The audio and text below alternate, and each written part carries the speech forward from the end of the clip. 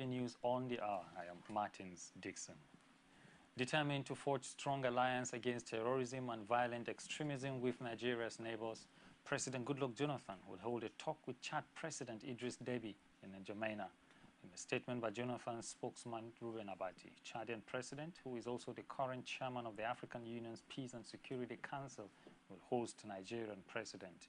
The meeting is a follow-up to their discussions in Kenya on the sidelines of the African Union Peace and Security Council Summit. President Jonathan and his host will discuss the actualization of agreements for greater cooperation against insurgents and terrorists reached by Nigeria, Chad, Niger, and Cameroon at a meeting in Paris earlier this year. The talks are expected to lead to the strengthening of the Paris Accord on joint border patrols, intelligence sharing, and the prevention of illicit movement of terrorists, criminals, arms, and ammunition across shared borders. Meanwhile, Nigerian troops have stormed a suspected Boko Haram hideout in Borno State, killing over 50 members. The military said in a statement that the raid followed a tip-off that the insurgents were massing to attack Konduga. An officer and 2 soldiers were seriously wounded during the operation that saw troops seize a fabricated artillery gun, 2 anti-aircraft guns, an armored vehicle, and assorted ammunitions. There is, however, no independent confirmation of the military's claim.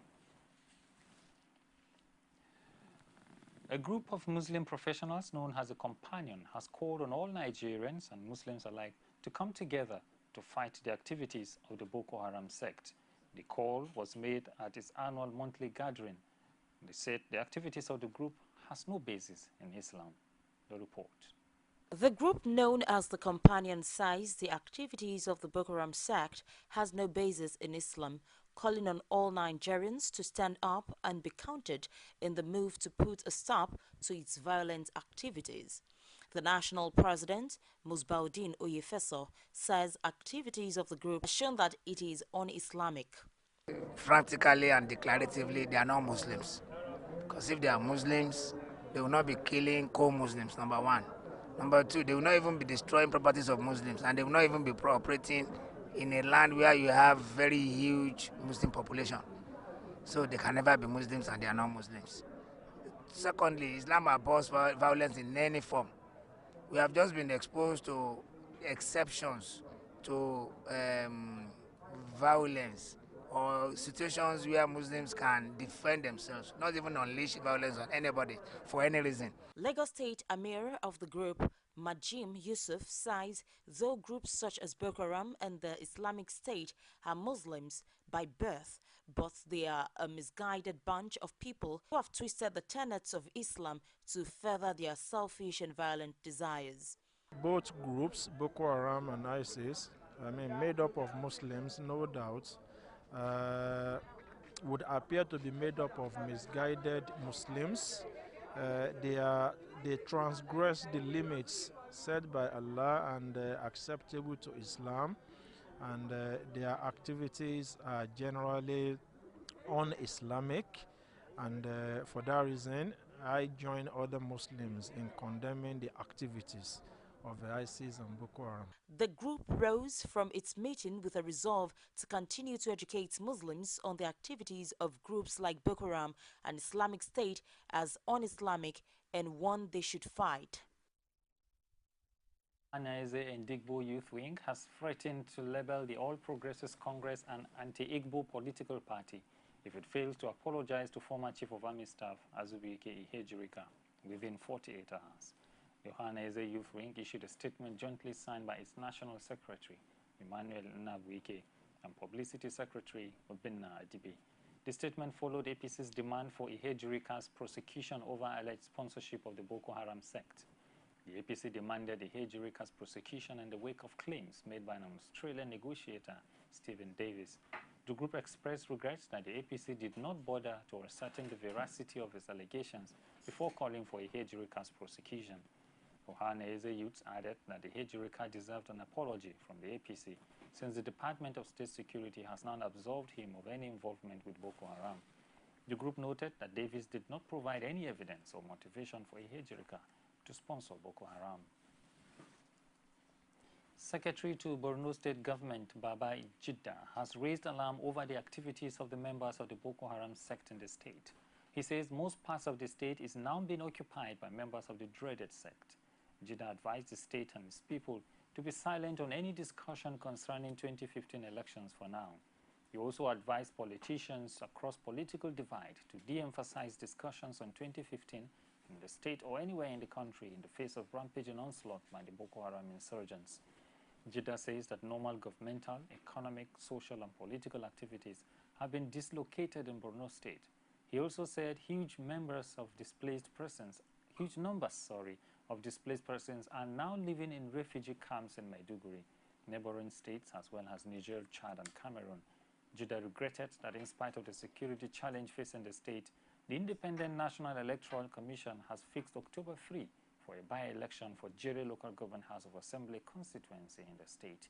He says it will be callous for anyone to be scheming for any political office in the state in the precarious situation. The SSG called for a stakeholder summit of eminent citizens of Northeast Zone, irrespective of ethnic, political, and religious affiliations, to articulate broad-based solutions to the threat posed by the insurgents. The acting governor of Adamawa State, Umaru Fintri, has won the governorship primary of the People's Democratic Party, enabling him to contest on the ticket of the party for the Adamawa governorship election on October 11. Fintri defeated his rivals by securing 624 votes, while his closest rival, former Executive Secretary of Universal Basic Education, Ahmad Modibo, scored 197 votes. Former military administrator of Lagos State, Buba Marwa, came a distant third with 54 votes. The primary, which stretched into the early hours of Sunday morning, was adjudged free and fair. Former Vice President and Chieftain of the All Progressives Congress, Atiku Abubakar, has called for an urgent meeting of stakeholders in Adamawa State to ensure a free and fair governorship election on October 11. Atiku made the call against the backdrop of the need to maintain security amidst fears that prevailing emergency rule could affect the election. He noted that the meeting is necessary because a recent poll showed that 55% of adult Nigerians want the emergency rule imposed on the 3 states in Northeast region lifted before the 2015 elections. Atiku said the envisaged meeting will come up with modalities for ensuring a free and fair election in an emergency rule in Adamawa State. He, however, observed that emergency rule in the state calls to question the expected level playing field which the government is supposed to provide for all political parties.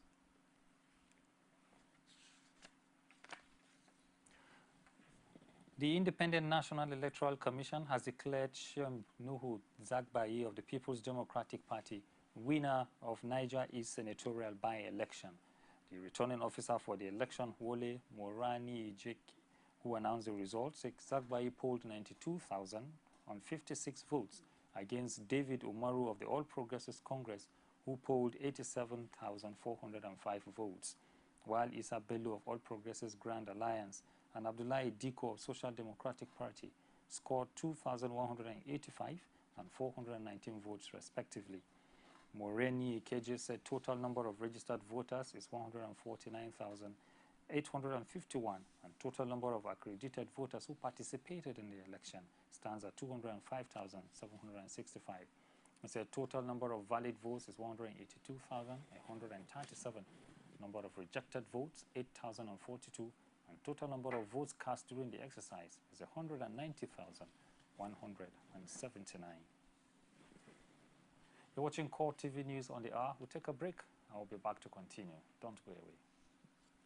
There is an Ebola virus epidemic in some West African countries. The Nigerian government wants you to be aware and watch out against the spread of Ebola in your community. Help keep our country safe and watch out for severe cases of fever, headaches, diarrhea, chest and abdominal pain, sore throat, cough, red eyes, and bleeding from the eyes, ears, and nose, especially when these symptoms are found in persons coming into Nigeria from other West African countries. Protect yourself. Wash your hands regularly with soap and running water, or use a hand sanitizer. Avoid contact with the blood, urine, feces, or saliva of animals like bats, monkeys, gorillas, chimpanzees, or infected persons. The Ebola virus is deadly. Don't catch it. Don't spread it. This message is brought to you by the Federal Ministry of Information. As part of efforts to keep the Nigerian Navy in shape, Western Naval Command has organized a 3-day small arms firing exercise for officers and ratings. Omotayo Alo was at the Nigerian Army shooting range, Owode, where the exercise took place, and filed in this report.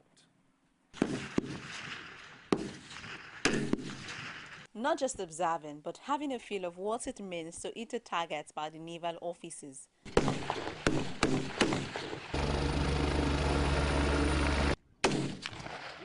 The 3-day small arms firing exercise is aimed at improving the weapon handling skills of personnel and developing intuitive response and initiative under battle conditions. The exercise witnessed a lot of impressive performance as officers proved their worth in hitting targets from afar.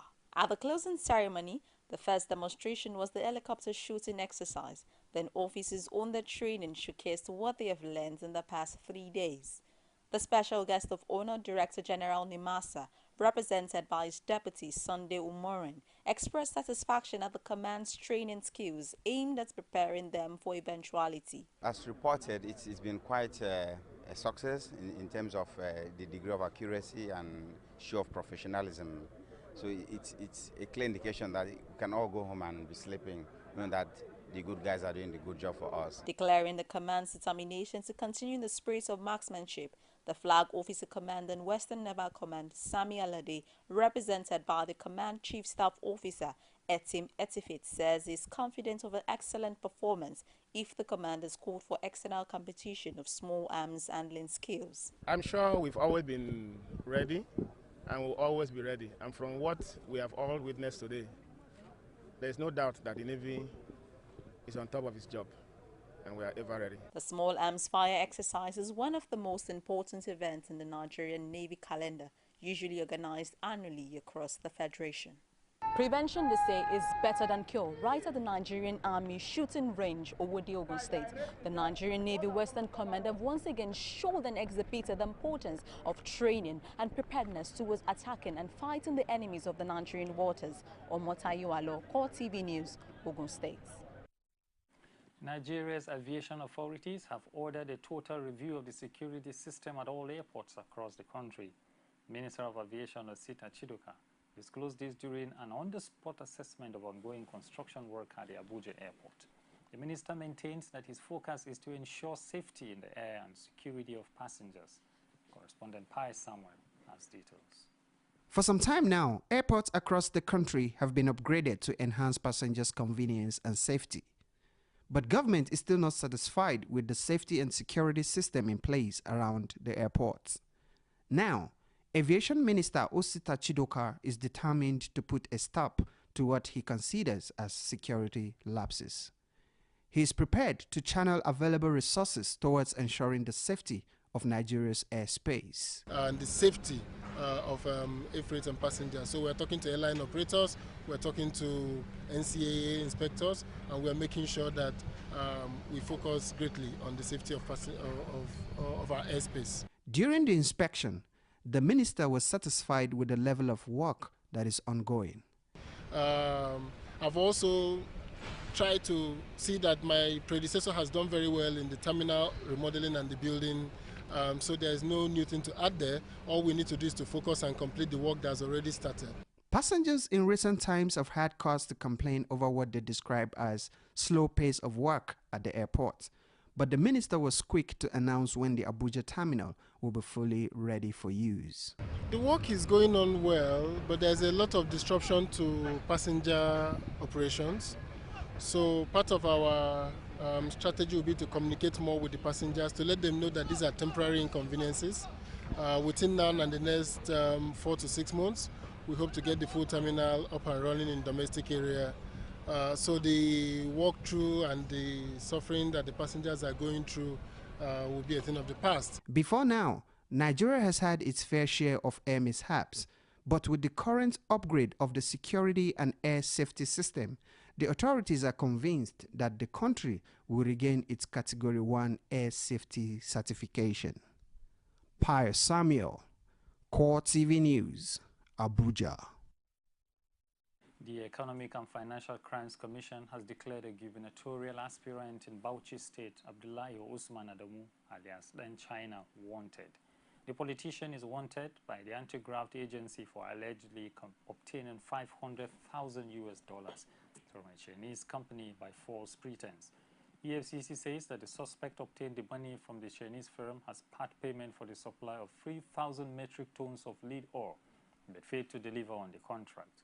The commission later invited him based on a petition from the Chinese embassy, but he failed to honor the invitation.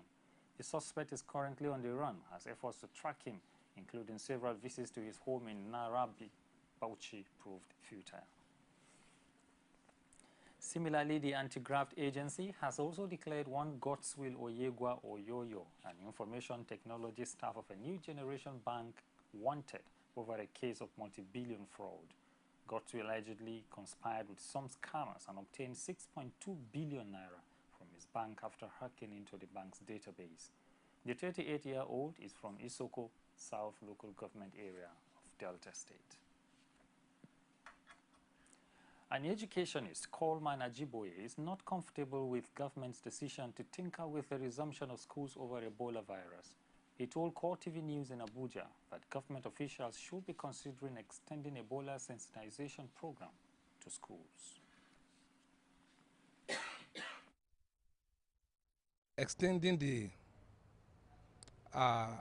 resumption of students, I don't think it has a serious meaning to eradication or prevention of Ebola. There is no school that is as crowded, for example, as a Wuse market or Maraba market. Why is it that markets are not closed? So it is even from the engine room where we can get knowledge on how to eradicate Ebola that you are closing down. So you are shutting down a knowledge, not preventing an escalation of Ebola. Therefore, to me personally, you are going to put the students into a serious or a kind of aggression in their studies because they have to meet up with finishing their syllabus. I think universities or tertiary institutions, they are in session. So what is the difference? What is the population of students in the universities, polytechnics, and that of secondary schools and primary schools? So what is it that government is really preventing?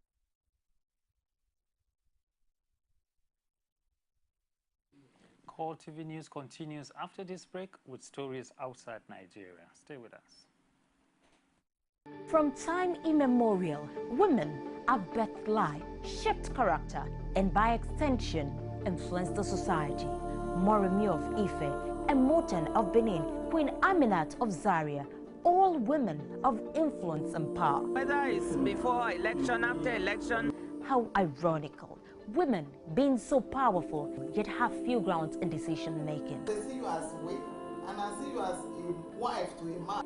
We are talking women in politics. A woman will be bold enough to stand up and say, I want to become president of Nigeria. Only on Core TV News. Soldiers have been battling to rescue thousands of people trapped in Indian Kashmir's worst flooding for half a century, which has left more than 100 people dead and the immense city of Sprignar underwater. 350 villages have also been submerged since torrential monsoon rains triggered flooding across the picturesque Himalayan region of Jammu and Kashmir.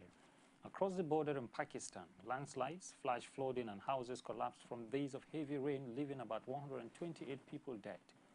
The Jhelum River, swollen by heavy rain, flooded large parts of Sprignar and forced frantic residents onto rooftops.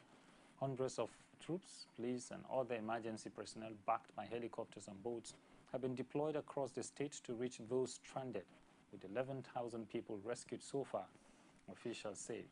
Prime Minister Narendra Modi flew to the remote region to meet Abdullah and emergency response officials amidst concerns the death toll could rise. The crisis between Israel and Hamas in the Gaza Strip has completely crumbled the aviation sector in Gaza. The once busy airport is now a shadow of itself, dashing hopes of a Palestinian sovereignty. In this report, correspondent takes a look at Gaza without an airport. The report. Walking through the rooms of where they used to work, Anis and Wasim were air traffic controllers during the short existence of Gaza's airport. This was the main entrance for the cars, and here was the parking area. This is the main building for travelers. This part was for departures, and this part for arrivals. From the main passenger terminal to the VIP area, only traces of what used to be. Symbolically inaugurated in 1998 by Bill Clinton and late Palestinian leader Yasser Arafat during peace negotiations, the airport represented a step towards Palestinian sovereignty, but hope faded fast. Israel bombed the Radar Tower in 2001 during the second Palestinian uprising in Gaza. It has been closed ever since. When you see this building and you see the ruins of Yasser Arafat International Airport, it brings tears to your eyes. It's painful. You feel a sense of loss. I remember here there was grass and gardens and roses and nice things. The window of my office was here. The airport is regularly targeted by Israeli airstrikes, including during the latest offensive. These 50 days of fighting ended with a ceasefire agreement between Israel and the Palestinians. Further talks between the two sides are due to take place in Cairo, and the airport is a key demand. Israel, the occupying forces, need to allow us the entry of these materials for that airport until the airport has been rebuilt as it was before it was targeted. Today, there are only two ways out of Gaza for Palestinians, one through Israel, another through Egypt. But since the beginning of Israel's blockade of the enclave in 2006, residents face severe restrictions at both crossings. According to the UN, opening the airport would not only grant Gazians freedom of movement, but also boost the economy. If they were able to, for instance, export textiles or woods, that would be a great opportunity for them to be able to shift this cargo on an airlift. I mean, it will be tremendously beneficial. The airport is now home to young men looking for scrap metal to sell, as well as a different breed of visitor. Passengers won't return until an agreement is reached to let Gazians make use of their skies again. And that's all we can take on this hour. Join us on Top of the Hour for more in-depth news and reports. I am Martin Dixon. You have a blissful day.